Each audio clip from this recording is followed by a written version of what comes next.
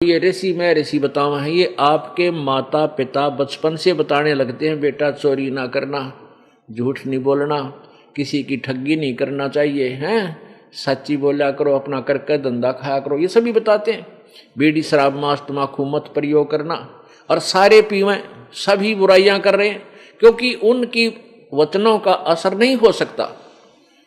वो तो ईश्वरीय पावर युक्त, ईश्वरीय शक्ति युक्त जो संत होगा उसके वचन से लाभ होगा, आज्ञा उससे असर होगा, और फिर वो गलती कर ही नहीं सकता। अब जैसे नाम जो उपदेश दिया जाता है, यही मंत्र पुस्तकों में लिखा हुआ है। अब हमारी पुस्तकों में तो क्लियर हो गया है, इसने कोई और आम व्यक्ति या हमारा ही कोई उपदेशी आगे आप गुरु बन बैठे और ये नाम देने लग जाए, उससे कोई लाभ नहीं होगा, क्योंकि वो अधिकारी नहीं है। अब जैसे कोई नकली पासपोर्ट बना देता है और उसी तरह सारी लाइन लिख देता है, वर्ड शब्द, और साइन अपने कर देता है, तो वो नकली पासपोर्ट है। ड्राइविंग लाइसेंस कोई बनाता है, जो अधिकारी है, यदि वो उसके साइन हैं वो बनाता है तो वो बिल्कुल चलेगा, और ऐसा ही जो का जो कोई नकली बना दे अपने साइन कर दे, वो नहीं चलेगा। तो इसलिए ईश्वरी जो अधिकारी है उसी से उपदेश और उसी के द्वारा दिया गया उपदेश काम करेगा, अन्यथा नहीं कर सकता। एक समय एक राजा की पत्नी बहुत धार्मिक थी, और वो साथ में ही जब आश्रम था शहर से थोड़ी सी दूरी पर, वहां गुरुदेव के सत्संग सुनने जाया करती थी। अब राजा भी अच्छी आत्मा का था, उसने अपनी पत्नी को मना नहीं किया, लेकिन स्वयं उसका सहयोग नहीं दिया उपदेश आदि लेने में। अब जिस पुण्यात्मा को, जिस भक्तमती को ज्ञान हो गया कि परमात्मा की भक्ति के बिना ये जीव, भले ही आज चाहे राजा है चाहे सेठ है, वो पिछले पुण्य कर्मों से है और वर्तमान में भविष्य की कमाई साधना ठीक नहीं की, तो अगले जन्म में सत्संग वचनों से पता चल जाता है कि नेक्स्ट जीवन उसका बहुत दुखदायी होगा। क्या बताते हैं सत्संग में, कबीर हरि के नाम बिना ये राजा रसब हुए, मिट्टी लदे कुमार के फिर घास न डाले कोई। ए भगवान, परमात्मा की भक्ति के बिना राजा भी अगले जन्म में गधे की योनि में जाएगा। अब तो उसको सारे ठाठ बाट हैं, सब सुविधाएं उपलब्ध हैं, उस फिर आगे गधा बनने के बाद सारा दिन धंधा कुमार के करेगा, और उसके घर तो आहार भी नहीं मिलेगा, बाहर जंगल में जाकर अपने दांत घिसाई करके वो फिर वहां पेट भरेगा। अब इन बातों का ज्ञान उस पुण्यात्मा रानी को हो गया, क्योंकि संतों के वचन मिथ्या नहीं होते, वो परमात्मा के मार्ग से परिचित होते हैं। संत परमात्मा के विधान से परिचित होते हैं, और सत्संग सुनने के बाद ये अज्ञान अंधेरा हट जाता है। तो रानी को ये विश्वास 100% हो गया कि तेरे पति बहुत अच्छी आत्मा के हैं, मुझे सत्संग में जाने में, दान करने में कभी बाधा नहीं करते। और गुरुदेव भी बार बार कहते हैं, बेटी अपने पति को भी इसी मार्ग पर लगाओ, आपका फर्ज बनता है, आपको ज्ञान हो गया है, आपका जीवन साथी है, आप उसे भी समझाओ, भक्ति मार्ग पर लगा दो। अब रानी भी प्रार्थना करती रही कि गुरुदेव दया करो, वो आपका बच्चा भी आपके चरणों में आ जाओ, अपना कल्याण करवा ले। अब रानी जाकर के राजा को जब भी सत्संग सुनकर जाती, हफ्ते 10 दिन में 15 दिन में आती, तो जाते ही उसको भी उमंग सी उठती कि अपने पति ने कह दो यो दुख पावेगा। आज तो ये राज में फूला फिरा है, कल ये राज नहीं रहेगा, शरीर भी नहीं रहेगा, फिर दुर्गति होगी इसकी। अब अपने निजी व्यक्ति को कोई भी आपत्ति में नहीं जाने देगा जब तक पार बसावेगी। इसी दृष्टिकोण से रानी ने अपने पति से कहा, कहती रही कि आप उपदेश ले लो, नाम ले लो, भगवान बजा करो, जो सत्संग में सुनकर आती उनको सुनाती, वो कुछ देर तो ध्यान से सुनता, फिर कहता आप ही कर लो मेरे नाम का वजन। तो रानी ने कहा कि गुरुदेव जी कहते हैं कि जैसे मैं रोटी खाऊंगी तो मेरा पेट भरेगा, आप खाओगे आपका भरेगा, मैं अपना पेट भर रही हूं आध्यात्मिक तरीके से, धार्मिक, और आप खाली बैठे हो, भूखे हो, मुझसे देखा नहीं जाता। अब राजा के बीमारी हो है, वो गुटी सूटी लावे, क्लबा में डांस देखने जावे, बकवाद करे, वो ना छूटे उस तो वो नो ना बस ठीक है, ये गुरुजी तो इसे अटकल चुटकलेबाजी जाने करें, ऐसे जानते हैं मूर्ख बनाने के लिए। और फिर कहता है कि मैं भक्ति करता हूं, ऐसी बात थोड़ी, मैं भी भक्ति करता हूं। तो रानी को ज्ञान था, वो समझाती थी, गुरु बिन माला फेरते, गुरु बिन देव दान, और गुरु बिन दोनों निष्फल हैं, ते पूछो वेद पुराण। राम कृष्ण से कौन बड़ा, उन्हों भी गुरु कीन, और तीन लोग के वे धनी, गुरु आगे आदीन।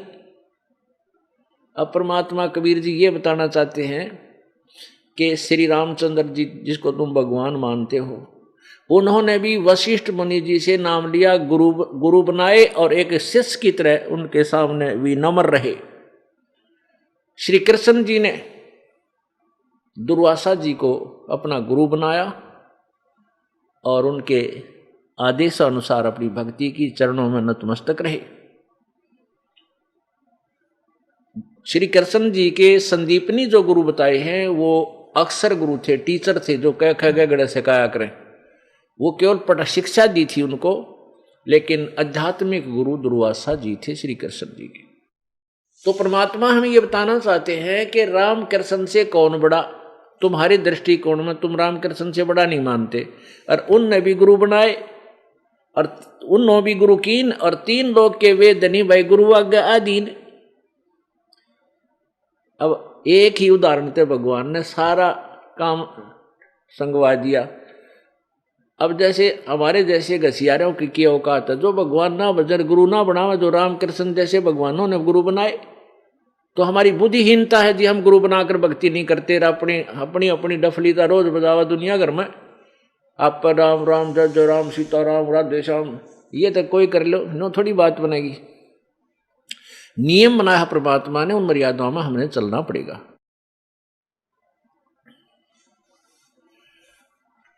तो राजा ने सोचा, रानी तय कसूती पढ़ा दी इसके गुरु ने, हरिया पीछा छोड़े नहीं, रोज कान खाती आकर के। अब राजा ने सोचा कि एक दिन इसके गुरु ने लताड़ा हूं वहां जाके, इसके सामने ही उसकी पोल खोल दूं, उससे पूछूंगा गुरु से क्या भक्ति गुरु के बिना नहीं होती, क्यों बहकाते हो दुनिया को, ऐसे है वैसे है। और बहुत से प्रश्न पूछूंगा इस रानी के सामने, उसको फिटे मुंह कर दूंगा। तो राजा ने कहा कि अब की बार तेरा सत्संग हो तब मुझे बताना, मैं चलूंगा। रानी बड़ी खुश हुई, फूली नहीं समाई। अब आगे जो सत्संग था वो दिन बता दिया राजा को। राजा बोला ठीक है, मैं अवश्य चलूंगा। राजा चला गया, रानी और बहुत से कुछ उसके अंगरक्षक साथ चले गए। वो पहले चले गए सत्संग से पूर्व और प्रार्थना की, गुरुदेव मेरे पति आए हैं। रानी ने कहा, और आज बड़ी दया हुई है, वो आपके दर्शन करना चाहते हैं। अब महाराज जी ने कहा ठीक है बेटी, बुला लो। वो कह रहे हैं जी ज़्यादा समय नहीं है, फिर जाना है, आपके दर्शन करना चाहते हैं, और कुछ एक दो उनकी शंका है वो समाधान कराना चाहते हैं। अब गुरु जी ने कहा बुला ले बेटी। राजा भी बैठ गया, रानी बैठ गई, 5-4 भक्त बैठ गए। अब महाराज जी ने, गुरुदेव ने, संत जी ने कहा आओ राजन, बड़ा सौभाग्य है आपका कि आज आप भगवान के दरबार परमात्मा के लिए चल कर आए हो। भक्ति किया करो, भक्ति करो भगवान की। अब राजा के तो वह घिसी पिटी बातें थी, कहते भक्ति में करता हूँ और खूब करता हूँ अपने घर पे। कहने लगे महाराज जी तुम संत जी, आप इस जनता को इन भोली आत्माओं को मूर्ख मत बनाया करो। गुरु के बिना क्या भक्ति नहीं हो सकती? क्या गुरु के से नाम लेना आवश्यक है? वही नाम हम भी तो वैसे जाप कर सकते हैं, उससे क्या लाभ होगा? आप भ्रमित कर रहे हो। अब वो संत जी जान गए, इसे सरफरे रोज मिलते एक दो आकर के संतों को, तो उनको टालने का तरीका सोचा। राजा है, जब मैंने कोई प्रश्नोत्तरी कर दी तो यू बनमाना और ज्यादा नाराज हो जा भाई। राजा में अभिमान मालगाड़ी जितना होता है, मालगाड़ी में ना चला है, और वो अपनी बात का विरोध स्वीकार नहीं कर सकता, उसके इतने माड़े कर्म होते हैं। इसलिए संत को पता होता है कि राजा की बात का उत्तर अन्य तरीके से ही दिया जाना चाहिए। अब संत जी ने कहा, जी आप तो बहुत बड़े विद्वान हो, आप तो बहुत अच्छी बातें करते हो, अब आपके प्रश्नों का उत्तर देने का मेरे पास इसमें समय नहीं, क्योंकि सत्संग का समय हो गया है, और कभी मैं आपके घर आ जाऊंगा, मुझे समय बता दो, वहां बैठकर बातचीत कर लेंगे। अब राजा ने सोचा बढ़िया बात होगी, वहां मैं और रानी रियु तीन होंगे और इसकी खूब छक्के छुड़ा दूंगा वहां पर, या रानी मेरा सिर खाना बंद कर देगी। राजा फूला नहीं समाया, कि संत जी ने तो मुझे बड़ा विद्वान कह दिया, अब मान बढ़ाई की भूख हमारे अंदर पूरी रहती है। राजा आ गया और रानी बोली मैं तो आऊंगी सत्संग सुनकर। जैसा भी कुछ दिनों के बाद जो निर्धारित समय था, उस दिन वो संत ने आना था। राजा को पता था कि संत आएंगे, राजा भी तैयार था, रानी भी अपने गुरुदेव के आने की खुशी में फूली नहीं समावत थी। बढ़िया भोजन बना रखा, अच्छे बढ़िया बस्तर ला रखे, आसन लगा रखा। तो राजा ने सैनिकों से बोल दिया कि रानी के गुरुदेव का आने देना, रोकना नहीं। उनके साथ एक दो भगत भी था। तो गुरुजी महाराज जी आए और सैनिकों ने प्रणाम किया और आगे चलने को प्रार्थना की।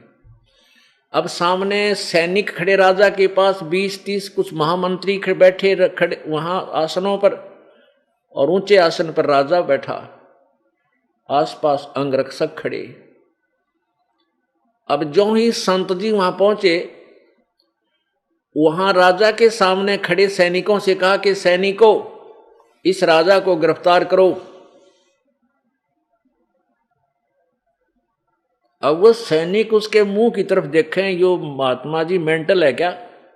उस संत ने फिर कहा कि सैनिकों, सुना नहीं, इस राजा को अरेस्ट करो। अब वो ये इंतजार करें कि राजा क्या कहता है। अब राजा ने सोचा, भाई यो तो बड़ा निकम्मा आदमी, बकवादी, मेरे घर पर आकर मन ने अरेस्ट करावा, बता, ये तो बहुत निकम्मी आत्मा है, इसका सिर घूम गया है रानी का गुरु बन करके, आज ये बकवाद करने आया। उसने, राजा ने कहा सैनिकों, इसको अरेस्ट करो।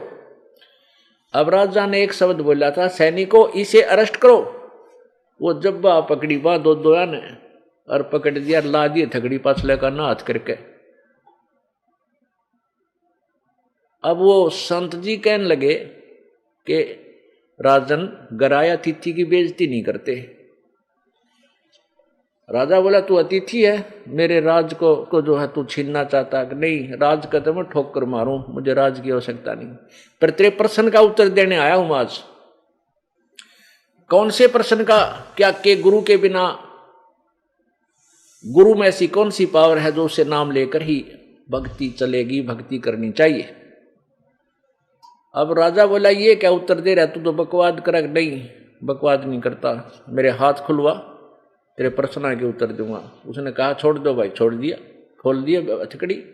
राजा के कहते ही उस संत को छोड़ दिया सैनिकों ने। तब संत ने कहा, महाराज जी देखो, आपकी वचन में शक्ति है। जो शब्द मैंने कहा था कि सैनिकों इसे अरेस्ट करो, ये तेरे सैनिक टस से मस नहीं हुए। मैंने 2-3 बार कहा और आपने यही शब्द कहा था, सैनिकों इसे अरेस्ट करो। इन्होंने 2 सेकंड भी ना लाई, मेरी दोनों बांह पकड़ दी। आपके वचन की शक्ति से ये एकदम हरकत में आ गए और मेरे वचन की शक्ति से ये टस से मस नहीं हो। इसी प्रकार आप ये भौतिकवाद के अधिकारी हो, आपके वचन में शक्ति है, आपके वचन की शक्ति से ये सब चलते हैं। इसी प्रकार मेरे अंदर आध्यात्मिक शक्ति है मेरे वचन में। जो मंत्र जो वचन में बोलूंगा उसी समय पूरे तत्व क्रिया कार्यवन हो जाएंगे। आप बोलते रहना, आध्यात्मिक मार्ग में तेरी कतई नहीं चलेगी। अब कहते हैं बुद्धिमान को तो संकेत ही बहुत होता है। उसी समय सिंहासन से नीचे उतरा और समेत मुकुट के चरणों में गिर गया और उपदेश लिया, अपना कल्याण करवा लिया। तो पुण्यात्माओं, यही ज्ञान, भाई राम नाम रट्या करो, भक्ति करते रहो, बुराई मत किया करो, चोरी ना करो, ठगी मत करो, बीड़ी शराब मांस तम्बाकू मत पिया करो, और सारे पंथी पीवे, कोई भी बचा नहीं है। क्या हो गया को स्वाभाविक अपनी सब वैसे ही अपनी मर्जी से, वो तो ऐसे हैं जो नाम ना लेते ले रहे हुए भी बीड़ी शराब तम्बाकू ना प्रयोग करती पुण्यात्मा कोई पूर्व संस्कार वश। अन्यथा दाव लगने पर ना तो कोई चोरी तो उल्टा हटता, क्योंकि कर्मचारी अधिकारी देख ले किसी भी पंथ के पाओगे रिश्वत लेते जरूर पाओगे, या लुकमा छुपमा सारे काम करें, को गुटी सूटी भी ला जाते हैं। एक भक्त बताओ था कि एक राधा स्वामी का सेवक पंथ का, और उसने कपड़े की दुकान खोल रखी।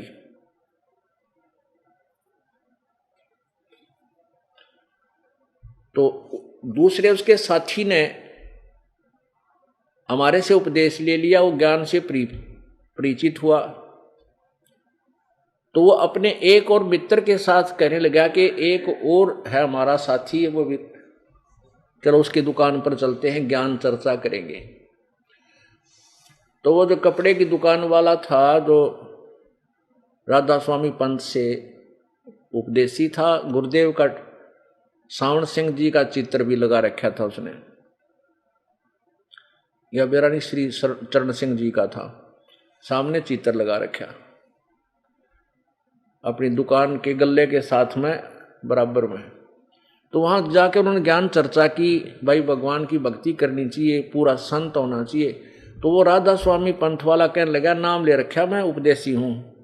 तो उसने पूछा, आप दूसरा जो साथी था कि तेरे गुरुजी कौन है? वो बीड़ी सिगरेट पीवर नो करके और दूमा गुरुजी के फोटो का निकला यू रहा, कहते ये रहा यो है, यानी सिगरेट पीकर उसका धुआं छोड़कर तो अपने गुरुजी का चित्र बताया कि ये उसका तो इंडिकेशन था।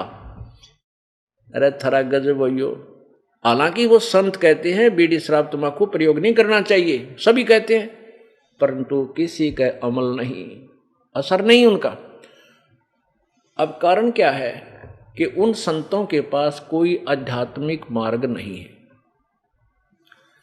पुण्यात्माओं, मेरे सामने ये सबसे बड़ी आपदा ये खड़ी हो जाती है कि ये दास बोल रहा साची और मेरी साची लगे झूठ, क्योंकि हमने एक झूठ को 100 बार सुन लिया तो वह सत्य महसूस हो जाती है, फिर उसको उसमें डाउट नहीं रहता।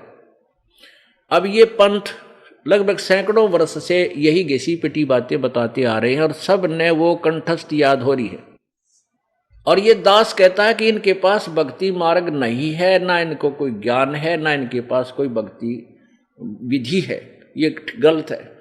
और पुण्यात्माएं देखो, आज से सैकड़ों वर्ष पहले इनका दाव क्यों लग गया कि इतनी धार्मिकता थी हमारे हिंदुस्तान में। कोई पत्थर को न्यू कह दे यो भगवान है, उड़े मत्था टेके जोत लावे हैं और खूब प्यार से उनसे उसमें आस्था बना लेते, क्योंकि अशिक्षित और साथ में कपट रहित बहुत ही अच्छी आत्माएं थी, भगवान से डरने वाली थी। तो उन्होंने सैकड़ों वर्ष पहले इनके जाल में फंस गई, इन पंथों के इन गुरुओं के। उन्हें जो भी बोल दिया, गुरुजी जो वचन दे दे वो है तो उनका मंत्र मान लो, गुरुजी कहते वो सही है, और बस गुरु की पूजा करो। तो उन्होंने ऐसे ही उन गुरुओं को ईश्वरीय रूप मान कर उनके द्वारा बताई गई भक्ति पर आरूढ़ हो गए, कोई शंका नहीं रखी, क्योंकि एक बहुत बड़ा ग्रुप बन गया, लाखों व्यक्तियों का एक ग्रुप बन गया। और जो उपदेश ले लेता है वो फिर अपने ही उपदेशियों के सराउंडिंग रहता है, फिर उनमें वो एक ही कुएं का पानी होता है, वो एक ही ज्ञान होता है, उस ज्ञान में वो उसी ज्ञान को फाइनल मान लेते हैं, उनको नो ऑब्जेक्शन हो जाता है। इस प्रकार ये इतने बड़े समूह आज तक जो है वही चक्कर लगा रहे हैं, उस जल रहित कूप पर घूम फिर रहे हैं। अब ये प्रश्न आपके हृदय में बहुत खटकता होगा कि इन राधा स्वामी और धन धन सतगुरु पंथ या ये हंसादेश वाले पंथ और ये निरंकारी पंथ और भी जो ये आसाराम जी और इतना घिसी पिटी बातें हैं, ये तो आप भी जानते हो, दो चार बातें उस सभी को पता है, पौराणिक कथा सुनाना। और भी जैसे सुधांशु जी हैं, ये शिव जी के पुजारी हैं, शिव जी को जो तमोगुण शिव जी है, इसको सर्वेश्वर महेश्वर कालेश कालज मृत्युंज सब सर्वशक्तिमान ये बताते हैं। ये तो हम पहले ना सुना करते, ये कोई नई बातें बता दी इन्हें, और भक्ति के मार्ग का कहेगा पता नहीं। अब ये समस्या है मेरे सामने, इसलिए मैं गुंडा और भुंडा कहलाता हूं, क्योंकि इन संतों के पास दास द्वारा दिए गए वचनों का कोई उत्तर नहीं, इसलिए इन्होंने और कोई विकल्प ना देखा, मुझे बदनाम करना शुरू कर दिया। ऐसे ही ये जो महर्षि दानंद पाक रहा था अंडी, सबके हृदय में छा रहा था कि इस जैसा विद्वान नहीं, महर्षि जैसा ज्ञान नहीं, सत्यार प्रकाश जैसा ग्रंथ नहीं। और सत्यार प्रकाश में देखा ये भगवान माथे में हमारा बुद्धिमान व्यक्ति, उसमें की तक कैख है भी नहीं भक्ति का, सारी कोरी बकवाद भर रखी है। अब मैं एक आध्यात्मिक टीचर हूं, परमात्मा ने मेरी ड्यूटी ला दी, मुझे सिलेक्ट कर दिया, अपॉइंट कर दिया, या मजदूरी दे दी, नौकरी दे दी। और मेरे से पहले जो आध्यात्मिक टीचर थे उन्होंने भी वेदों और गीता और पुराणों को आधार मानकर जनता को ज्ञान दे रखा है, और उस ज्ञान की अलग से एमबीडी बना रखी है। देखो, एक तो सिलेबस होता है, एक अन्य जो गाइड बनाते हैं, गाइड। तो गाइड सिलेबस तो गवर्नमेंट की तरफ से सिलेक्टेड होता है, और गाइड जो है व्यक्ति विशेष का अपना अनुभव है, जैसा उसने एक सिलेबस को समझा उसका अनुवाद उसमें किया, सॉल्यूशन किया। तो जितने भी इन संतों ऋषियों और गुरुओं के अपने अनुभव की जो पुस्तकें हैं वो तो है गाइड, और जो अपने पवित्र सदग्रंथ हैं, जैसे पवित्र गीता जी, पवित्र चारों वेद, पवित्र पुराण, पवित्र कुरान, पवित्र बाइबल आदि आदि जितने ग्रंथ हैं सदग्रंथ, ये हमारा सिलेबस है। इस सिलेबस के आधार से उन्होंने अपने अनुभव और के आधार पर जो पुस्तकें लिखकर समाज में बांट दी, तो भोले समाज ने अपने गुरुदेव द्वारा लिखी गई उस पुस्तक पर ही विश्वास कर लिया कि इस नए सिलेबस को सही जानकर हमें ये सही ज्ञान दिया है, हम फिर इसी को पढ़ लें, हमने वेदों और गीता के देखने की आवश्यकता नहीं, पुराणों को हमें आवश्यकता नहीं। तो इस दास ने जब देखा कि इनके द्वारा बनाएगी वो गाइड अनुभव की पुस्तकें सिलेबस से बिल्कुल विपरीत है, तो मेरा परम कर्तव्य बन जाता है कि सब विद्यार्थियों को बताऊं कि जो अनुभव की पुस्तकें गाइड तुम पढ़ रहे हो ये व्यर्थ हैं, इसमें सही अनुवाद नहीं है। और मेरे द्वारा जो मुझ दास द्वारा अनुवाद किया गया है, इनको समझा है, उसको ऐसा है, ये देखो। तो उन इस प्रकार जो विरोध कौन लोग करते हैं, विद्यार्थियों को नहीं होता। विद्यार्थी तो अपने उन गुरुओं के पास जाकर प्रश्न उत्तरी करते हैं कि आप तो कह रहे थे ये अनुवाद ऐसा है, अब जो टीचर है वो बता रहा है कि ये अनुवाद ठीक नहीं है, क्या गुरुदेव ये सत्य है? अब गुरुदेव सत्य क्यों माने? क्योंकि उसकी बेइज्जती हो है, उसका अभिमान हो, मान गिरे, तो वो गुरुजी क्या कहता है कि वो बदमाश है, वो मूर्ख है, उसको क्या पता है, हमने जो अनुवाद किया ये सही है और शास्त्र अनुसार सिलेबस के अनुसार है। तो उन गुरुओं को जैसे ये दास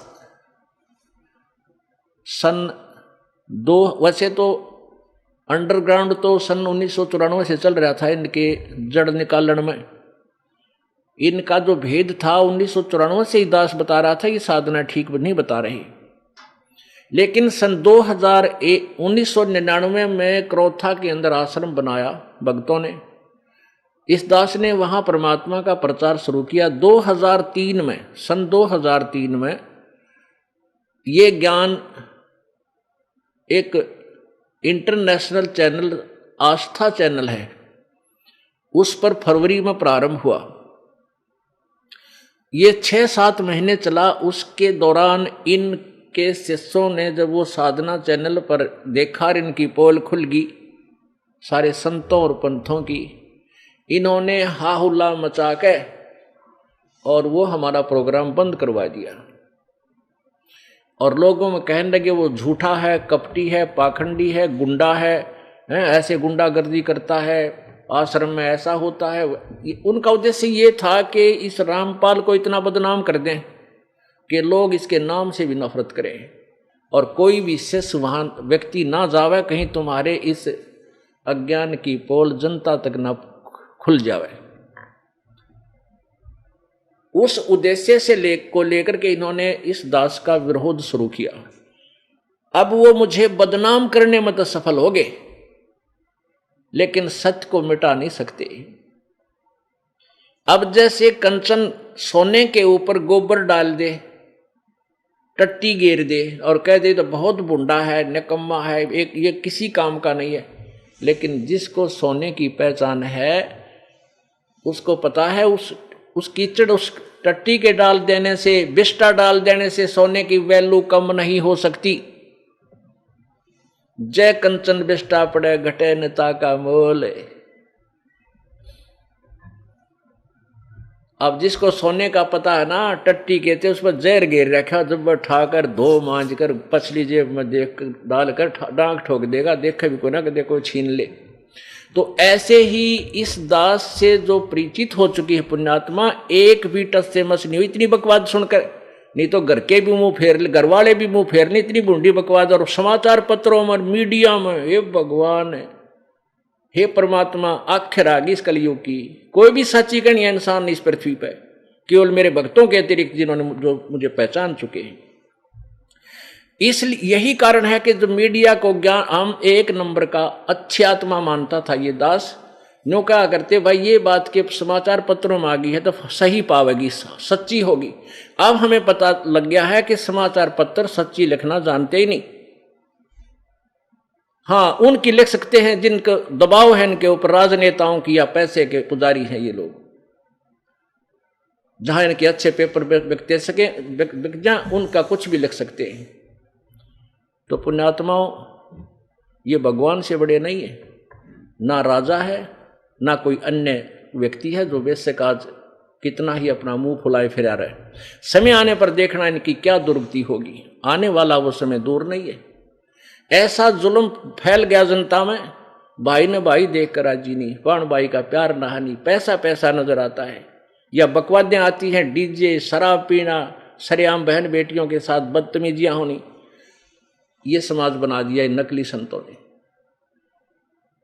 अब इसको सुधारना है, इस तत्व ज्ञान से सुधरेगा, 100% सुधरेगा, क्यों सब दुखी हो चुके। अब एक से एक बढ़िया टेलीविजन बना लिए, दिन रात गाने फैक्स ये के बोलना FM के, और टेलीविजन इसमें मोबाइल छोटा सा, इसमें पूरी फिल्म 3-3, 4-4, 10-10 घंटे की बकवाद भर के, और सब देख देख कर छक लिए। क्योंकि ये आत्मा की खुराक नहीं और मन की सेटिस्फेक्शन हो ही नहीं सकती, चाहे कितना कि में बना ले। आप एक गाना बढ़िया सा चलता है कोई फिल्म में, एक बार तो सब के मुंह पर वही होता है, और हफ्ते पीछे वो कहीं चले तो भी अच्छा ना लगता। तो इस प्रकार एक समय ऐसा आएगा, इन बकवाद सब छक लेंगे, और किसी का कैंसर, किसी का ब्रेन ट्यूमर, किसी के फेफड़े गल गए, किसी का अधर्म मारेगा, किसी को मेंटल हो जाएगा, टेंशन। तो ये सारे की ब्रह्मटी होगी।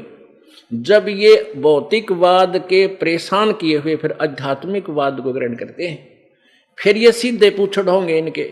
जब आएंगे भगवान भी बजेंगे, ब्रह्मटी करवा लेंगे, तो फिर ये समाज सुधरेगा। इस ज्ञान को सुनेंगे। इस आध्यात्मिक, इस तत्व ज्ञान के बिना और कोई भी ज्ञान ऐसा नहीं जो पृथ्वी पर शांति पैदा कर सके या माया से मन हटा सके। और साथ में परमेश्वर पावर हमारे साथ होगी, तब ये मन टिकेगा। तो प्रसंग चल रहा था कि ये इन संतों पंथों के पास ना तो कोई वर्ड पावर है, ना इनका आध्यात्मिक ज्ञान श्रेष्ठ है, जिस कारण से समाज जो पुण्य आत्मा पहले अच्छी आत्मा थी वो भी गिरावट में आने लगी। क्योंकि उनको जो भगवान से मिलने वाला लाभ वो लेने गया था प्रभु से, वो मिला नहीं। फिर कोई तो मिलावट करने लग गया, कोई दूध में पानी गिर गया सेठ बनने लग गया, कोई और तरीके से, कोई रिश्वत लेकर, कोई कुछ करके, कोई कुछ करके, कोई 2 नंबर के धंधे करके सेठ बनना चाहता, कभी नहीं बन सकता। अब जो चोरी, ठगी या मिलावट, रिश्वत आदि डाके मार के जो धनी बनना चाहता है वो परमात्मा के विधान से अपरिचित है। मासा घटे न तिल बधे, विध ना लिखे जो लेख।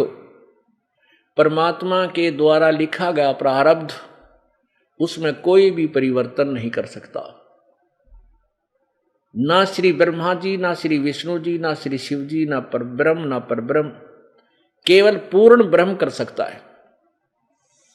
वो परम अक्षर ब्रह्म कर सकता है, जो कंप्लीट गॉड है, जो पूर्ण परमात्मा है। तो जब जो प्रारब्ध आपका लिख दिया उसमें कोई परिवर्तन नहीं हो सकता। कब तक?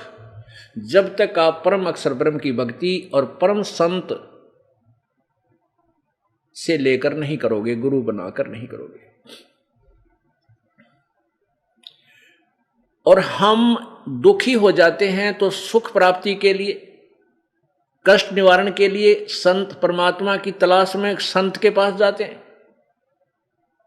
और वो संत जो विधि बताता हम करते भी हैं, फिर भी राहत नहीं मिलती। तो संत क्या कह देता है कि बेटा ये तो तेरा प्रारब्ध है, ये तो तुझे भोगना ही पड़ेगा। जब उसके सारे जंतर मंत्र फेल हो जाते हैं फिर वो इन शब्दों पर आ जाता है और कहता है देख भाई, भगवान श्री राम ने बाली को मारा था, सुग्रीव के भाई को, त्रेता युग में विष्णु अवतार थे श्री रामचंद्र जी, और द्वापर युग में उसने फिर श्री कृष्ण रूप में आकर के श्री विष्णु जी ने वो बदला देना पड़ा, अपने प्रारब्ध का क्रम भोगना पड़ा, और एक पारधी ने भगवान श्री कृष्ण के पैर में तीर मारकर उनकी हत्या की, बदला दिया। फिर हम वहां संतुष्ट हो जाते क्योंकि हमें ज्ञान था ही नहीं। भाई बात तो गुरु जी सही कह रहे हैं, जब श्री कृष्ण और विष्णु जी ने बदला देना पड़ा, कर्म भोगना पड़ा, किया हुआ, तो हमें भी भोगना ही पड़ेगा। अब पुण्य आत्माओं, फिर भगवान की आवश्यकता क्या रहेगी? जब हमें जिसे हमारे कर्म में फूटे फाटे उनमें दुख ठाना है तो भगवान की क्या आवश्यकता रहेगी? अब हम मकान क्यों बनाते हैं, झोपड़ी क्यों डालते हैं, किस लिए डालते हैं? कि आने वाली प्राकृतिक आपदाएं से बचावे। अब जब तक वो झोपड़ी हमारे पास नहीं है तो ओले पड़ेंगे, वो भी सिर में लागे, बूंद वर्षा आएगी वो भी सारे कपड़े बेदेर साफ सब कुछ कंडम कर दे, आंधी आ गई सो सब उठा पुटा के इधर फेंक फेंक कचाती रहे, सर्दी व सतावे, गर्मी भी सतावे, यानी सब कुछ ऊपर ही गिर रहा है। तो वो बचाव के लिए वो हमने जो साधन बनाया है वो उनसे बचाता है। तो ऐसे ही परमात्मा की ओट, पूर्ण ब्रह्म की जो ओट है, वो जो हमारी मदद करता है, वो कर्म के जो प्रारब्ध के जो आपदाएं हैं उनसे ऐसे बचाता है जैसे मकान झोपड़ी बचाती है। और जिनके पास जो स्वयं ही बांग पिए पड़े हैं और दूसरा ने भी एक घूटी दे दे, ले तो भी हो सकता नहीं। अब नशा है तब तो कहीं पड़ा रहे, लेकिन उतने पे अच्छा तो फिर सारा पता लगेगा, सब कुछ नुकसान भी हो चुका होगा। तो ऐसे ही हम अज्ञान रूपी भांग के नशे में अज्ञानी संतों के पास जाकर उनसे वही भांग लेकर पी लेते हैं, वही अज्ञान में हम अटके रहते हैं। लेकिन फिर भी मन नहीं टिकता, साहूकार बनना चाहता है, वो चोरी शुरू करता है। एक भक्त किसान था, वो परमात्मा की भक्ति करता था, परमेश्वर कबीर देव का शिष्य था। उधर से एक चोर चोरी करता हुआ जा रहा था, चोरी करने के लिए निकला घर से, गर्मियों के दिन थे। उस किसान का एक बैल था, एक बैल था उसके पास, और दूसरे साथी के साथ मिलकर के दो बैल, एक उसका, एक इतनी गरीबी थी उस पहले, एक किसी का बैल होता है किसी का, दोनों फिर अपना नंबर वाइज अपना कार्य किया करते थे।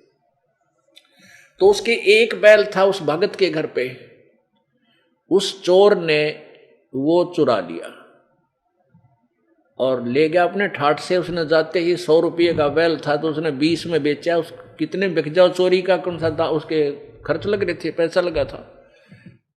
और फिर कुछ दिन मस्ती मारी, पैसे खूब ठाठ किए। अब वो चोरी का पैसा तो खर्च हो ही गया, बर्बाद हुआ, खत्म हुआ।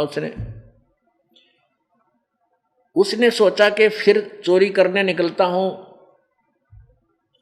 1 वर्ष बाद घूमता घामता कहीं दाव लगा नहीं। उसने सोचा वो पहले जिसका मैं चोरी करके लाया था वहां के लोग बहुत अच्छे हैं, वो कोई पुलिस कंप्लेंट भी ना कराई उन्होंने, तय उधर ही चलता हूं। तो वहां जाकर देखा उसने, पहले तो उसने ये देखा कि जिसका मैं बैल चुरा के ले गया था वो तो और घना दुखी हो रहा होगा। उसने क्या देखा कि वहां पर उसके 2 बैल बंधे थे उसके घर पर, और बहुत अच्छे तगड़े बैल थे, पहले वाले से भी अच्छे। अब उस चोर ने सोचा कि यो आदमी बढ़िया है, यो कितना कंप्लेंट भी ना करता है। वो दोनों चुरा ले गया, उसके दोनों बैल चुरा ले गया और उसने बेच ब्याज कर मस्ती मारी। अब 2 वर्ष के बाद फिर ऐसे चोरी करता हुआ चला। सोचा देख का हूं डबीराम का क्या हाल हो गया जिसके दोनों चुरा लिया था मैं। वो गया तो वैसे देखने था, पता था वो तो कंडम हो चुका होगा बेचारा, गरीब आदमी कहां से लाया होगा बैल, कितने भूखा मरता होगा, मजदूरी करने लग गया होगा।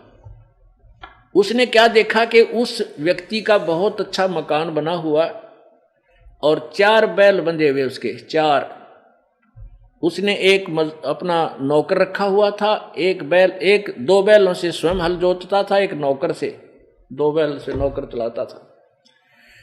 अब उस चोर ने सोचा रे तेरा गजब हो, मैंने इसके 3 बैल बेच दिए, चुरा लिए, और मेरा नाश होया पड़ा। मेरे पास आज एक नया पैसा भी को नहीं है, पहले से भी वीक यानी घना निर्धन हो गया, और इसका 4 बैल बंध गए। अब उसके हाथ पैर फूल गए। भाई सा के जंतर मंत्र जाना है यो, इसके पास इसी के विद्या है कि इसके मेरा तो नाश हो गया, 3 बैल चुरा ले गया और इसके पास ये ठाठ है। अब वो चोर, वो वहीं गर्मियों के दिन थे, वो किसान भी वहीं बैलों के आसपास आंगन में सो रहा था। उस चोर ने जाकर वो किसान उठाया कि उठिए भाई। वो किसान बोला भाई क्या बात है, क्या बात है? कि मन एक जरूरी काम है भाई, मुझे सोने दे, सारा दिन मैं काम कर रहा हूँ, थका पड़ा हूँ, के काम आ गया रात ने तेरे? भाई मैं एक जरूरी काम आया हूं। अरे कौन है तू? हक मैं चोर हूं। उस किसान ने सोचा मजाक करे, भाई चोर है तो तू जा, मन तंग ना करे मेरा वीरा, भाई मुझे सोने दे, तू अपना काम कर ले, चोर है तय। अब वो तो कहता मजाक में, ना चोर के न्यू क्या करे मैं चोर हूं। उसने ऐसा सोचा तो उन्होंने बोला भाई जिस काम को तू करने को कह रहा है वो काम आज मेरे तो हो नहीं रहा, इसलिए मैं तुझे जगाऊं, एक बार उठ ले तू। मैं चोर हूं और वो चोरी करने आया था, पर आज चोरी मेरे से होती को नहीं। वो किसान उठ गया, भाई वो के सांग आ गया रात ने, खाम खा दुखी कर रहा। वो बैठ गया, भाई तू बता क्यों सिर में दर्द कर रहा है मेरा, के कहानी है बता, पढ़न दे मैंने ना, तू राह चलता हो तो खाना बनवाऊं तेरी खातर है। नो बोला भाई मैं तो राह चलता को ना, नाश करनिया हूं, मैं चोर हूं और तेरे 3 बैल मैं चुरा के ले गया। अब उसका जस्सा निक चोर के दे नो बतला करा के बकवाद करेगा। उसकी आंखों में पानी आ गया चोर के, भाई एक बात बता दे मुझे, तेरे पास ऐसी कौन सी विद्या है, तेरा पहला बैल मैं चुरा के ले गया। फिर उस किसान के जचन लगी कि भाई ये बात तो कुछ गड़बड़ में है, तेरा पहला बैल, एक बैल था तेरा, उसने मैं चुरा के ले गया, और वो बढ़िया बैल था, मैंने 20 रुपये में बेच दिया और कई दिन तो मेरी खूब मौज रही, वो खर्च हो गए। भाई दूसरी बार मैं आया तो तेरा 2 बैल पाई मैंने, वो दोनों मैं चुरा ले गया। और भले आदमी तो इतना शरीफ ला गया तने कि तब पुलिस रिपोर्ट भी ना करी। इसलिए मेरी हिम्मत नहीं बढ़ गई कि भाई चाल आज मैं वो तेरे 2 बैल भी मैं ले गया और उनको भी बेच बेच के मैंने 1-2 साल पे काम चला लिया। और भाई फिर मैं भूखा का भूखा और मेरा नाश हो गया। तेरे 4 बैल बंदरे, आज मेरा मैं तो कलेजा पकड़ के बैठ गया तेरी 4 पाई के सारे। भैया विद्या बताइया कौन से जंतर मंत्र है तेरे पास, तो गरीब आदमी दिखा था। फिर उसका जचगी कि तो सचमुच भाई कर्म ठोक है, चलो आज इसके भाग जागते होंगे कि अगर इसी कारण से इसकी जीवन लीला बदल जाए। तो उसने कहा भाई तू तो घना कामिल आदमी है, बहुत अच्छी आत्मा का है, चोर के नो बताया कर अपनी आके। और सीने से लगा लिया भगत ने, कोई बात ना भाई, मेरा था को नहीं वो तेरे मैंने तेरा की तो चुरा रखा होगा पहले या तो, और नहीं बेटा भगवान ने मेरा तीत कई गुना दे दिया। तब उसने बताया भाई जब चोरी करते और सेठ हो और घर में सुख हो तो कोई ना काम करे। देखो मैं एक गुरुदेव का शिष्य हूँ, हमारे गुरुदेव ने यही पढ़ाई है हमारे तय कि भाई भूखा रहना बेटा, चोरी मत करना। अब चोरी करके तू धन ले गया, मेरी आत्मा कितनी रोई। चल मुझे तो भगवान का ज्ञान था, सब्र कर लिया, 100 तरह ज्ञान दे रखा था मेरे गुरुदेव ने, भाई कोई मांगता होगा तेरे पिछले जन्म का है अन्ना तो भाई भगवान गणा देगा मुझे। तो इस तरह मन ने तो दिल डांट दिया, पर मेरे बालक तक खूब रोए, इनने तो मनी इनकी आत्मा तो दुख पाई।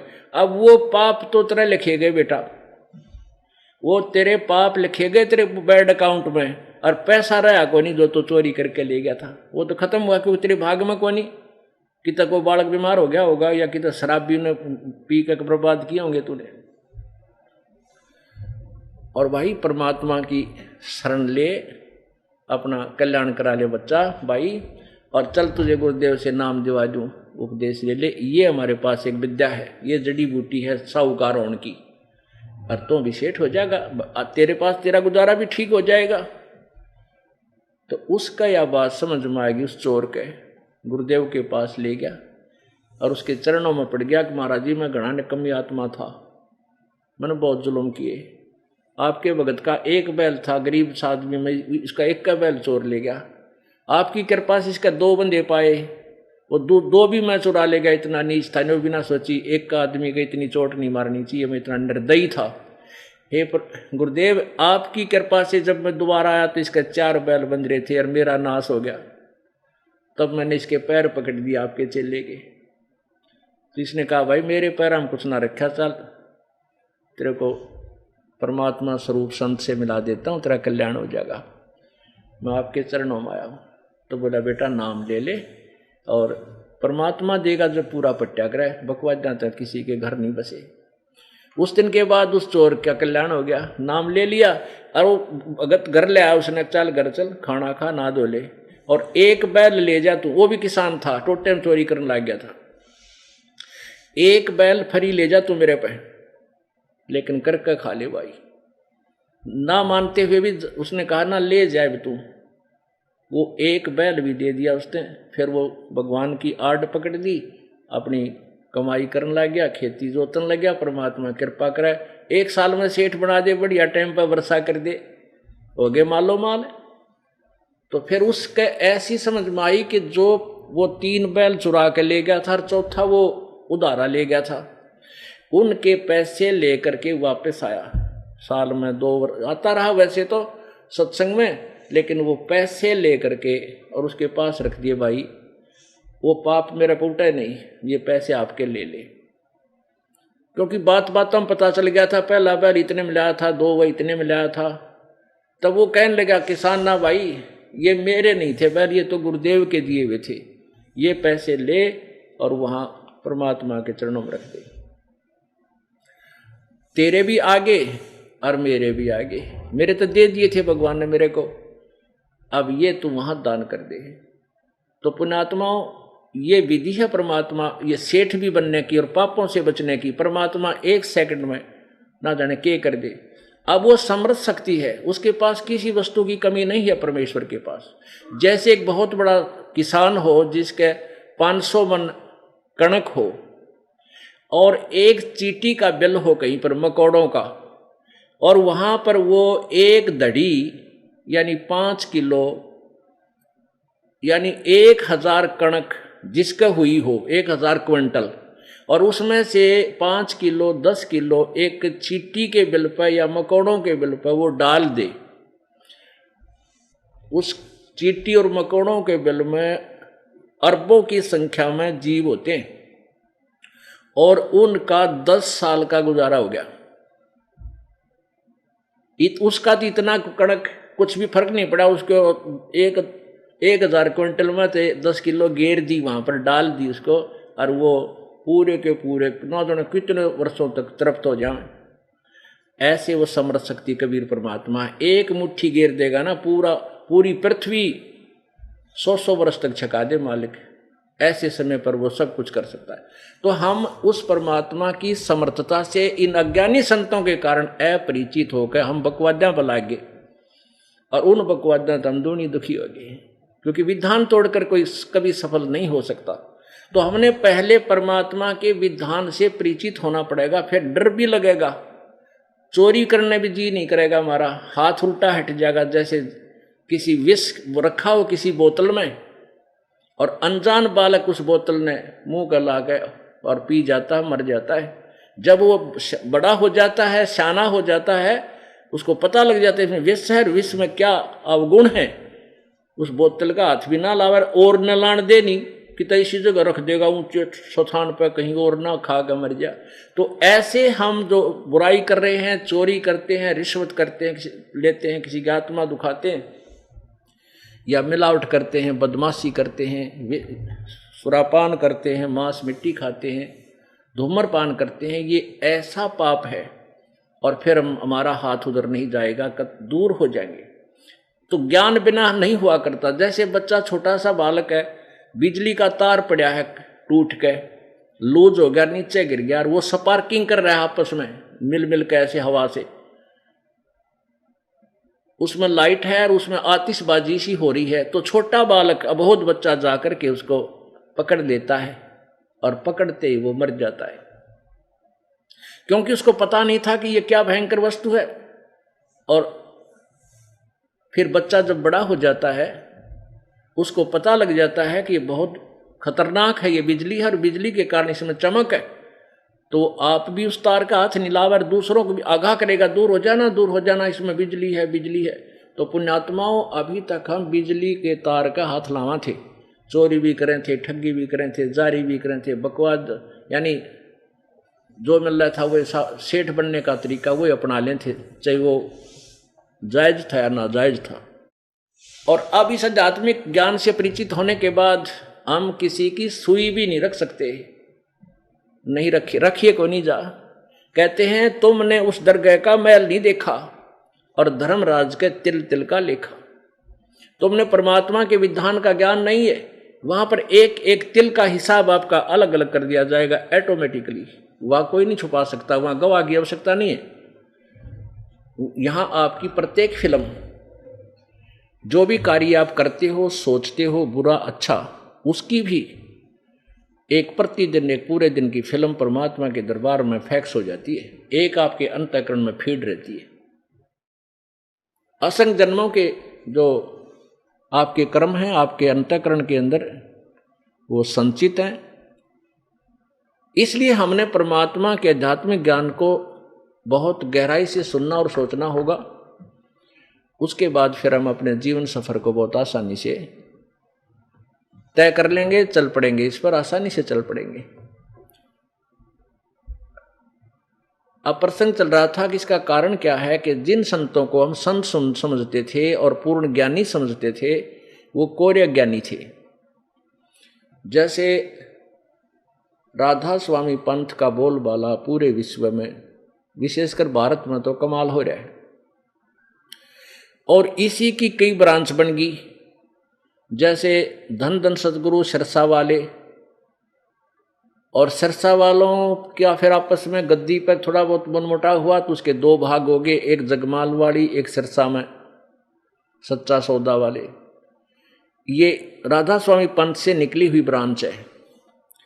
एक बलोचिस्तानी सामस्ताना,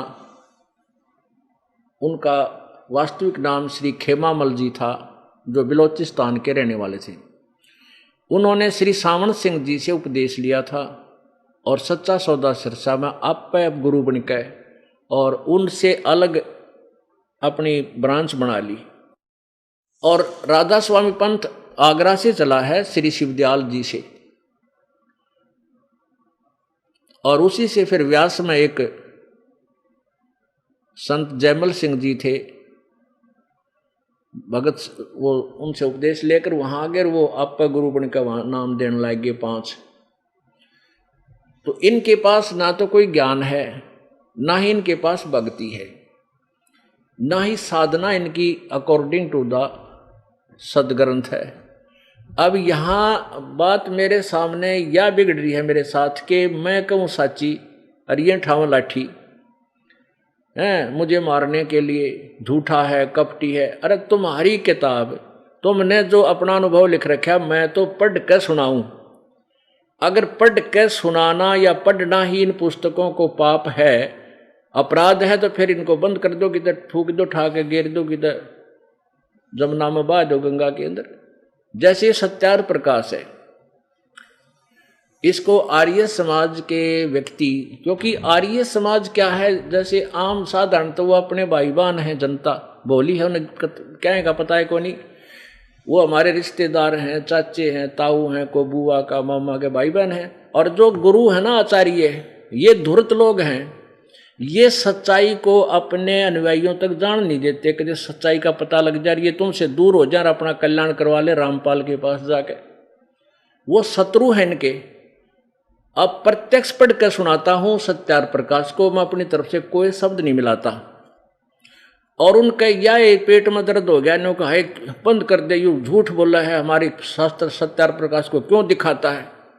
अरे तेरा गजब हुआ, इतने बढ़िया शास्त्र को दिखाना भी जुल्म हो गया कि तुम बढ़िया बानो इसने, नो कहे सत्यार प्रकाश के साथ जैसा ग्रंथ नहीं।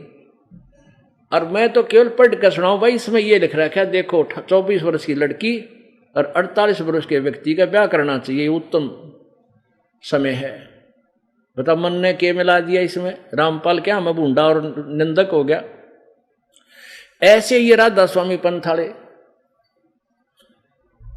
अब क्या हो गया कि जनता भोली भाड़ी है, वह इतने सच्चे मान चुकी है झूठे गुरुओं और ऋषियों को कि रामपाल के जाना है, इसके इनका पाछा लाखों लोग लाग रहे। ये बौड़े थोड़े हैं, मूर्ख थोड़े, ना मूर्ख है ना पागल हैं, बौड़े नहीं है, लेकिन वे आध्यात्मिक ज्ञानहीन हैं, आध्यात्मिक ज्ञान से अपरिचित हैं। इसलिए वो उन चतुर संतों के पीछे लगकर अपना जीवन खो रहे हैं। और मैं एक टीचर हूं, और इस टीचर का फर्ज बनता है कि पहले जिस अध्यापक ने कोई इक्वेशन, कोई सॉल्यूशन, कोई सवाल गलत कर रखा है हल, तो मेरा फर्ज बनता है उसको ठीक करूं। और ये मैंने ठीक कर दिया, गलत लागत मिला लो सबसे, और दिखा लो किसी और अच्छे आदमी को, अगर गलत किया तो इसको सेट कर लो। नहीं, वो तो फिर वो 2 प्रकार के व्यक्ति विरोध करते हैं। एक तो जो उन गाइडों को बेचकर रोजी रोटी चला रहे, उन संतों पंथों के अनुभव की पुस्तकों को बेचकर जो अपनी दुकान चला रहे हैं, एक तो वो विरोध करते हैं मेरा। और दूसरे वो जिनकी पोल खुल है, वो आचार्य बनकर उसी ज्ञान से आगे प्रवक्ता बनकर के प्रचार करते फिरते हैं नकली ज्ञान का। तो उन दोनों का ही सीधा संपर्क उनके अनुयायियों से होता है, और वो अपने अनुयायियों को सच्ची ना बता करने हो, वो तो निंदा करता है, हमारे संत को गाली देता है, वो तो न्यू करता है, वो गुंडा है, बदमाश है, आश्रम में ऐसा कुछ होता है। उनका उद्देश्य फिर ये हो जाता है कि जनता के हृदय में रामपाल के प्रति नफरत पैदा कर दें, या तो उनके वचन सुने नहीं हैं, और उसके कोई कहे तो भी ना जाओ वहाँ पर, ताकि तुम्हारी या दाल गली रहे। लेकिन वह बात से कब तक गलेगी। एक बार एक पंडित जी काशी पढ़काया, किसी राजा को किसी ने बता दिया जी आप थोड़ा ब्राह्मणों को बुलाकर उनसे कोई पाठ पूठ करवा लो। तो उसने एक ब्राह्मण को बुला लिया, वजीर से कहा मंत्री ने ढूंढा भी कोई अच्छा विद्वान हो, तो पता चला कि अभी अभी काशी विद्यापीठ पढ़कर आए हैं, बड़े अच्छे विद्वान हैं। तो उसको बुला लिया और प्रतिदिन 1 रुपया रोज दान का दे, और वो पाठ करने लग गया ब्राह्मण, जो काशी विद्यापीठ तो पढ़ का था।